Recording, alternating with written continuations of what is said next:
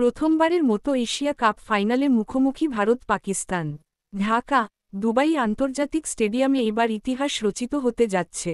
দীর্ঘ 4 দশকের Asia cup ইতিহাসে এই প্রথমবারের মতো ফাইনালে মুখোমুখি হচ্ছে চিরপ্রতিদ্বন্দ্বী ভারত ও পাকিস্তান। আগামী রোববার এশিয়ান ক্রিকেটের সবচেয়ে মর্যাদাপূর্ণ মঞ্চে হতে যাচ্ছে এই মহারণ। এশিয়া কাপের যাত্রা শুরু হয়েছিল 1984 সালে সংযুক্ত আরব আমিরাতে।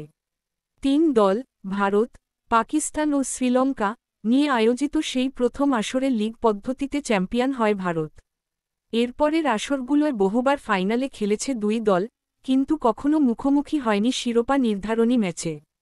এবারই প্রথম 2 চিরশত্রু নামছে একই ফাইনালের মঞ্চে। ফাইনালের ইতিহাস বললে পাকিস্তানের নাম ওঠে 5 বার, তবে শিরোপা জিততে পেরেছে মাত্র 2 বার, 2000 এবং 2012 সালে বাংলাদেশে।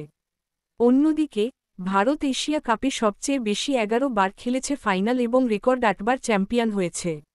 2025 সালের এই আসরে ভারত এখনও অপরাজিত। সুপার 4-এ তারা পাকিস্তান ও বাংলাদেশকে হারিয়ে নিশ্চিত করেছে ফাইনাল।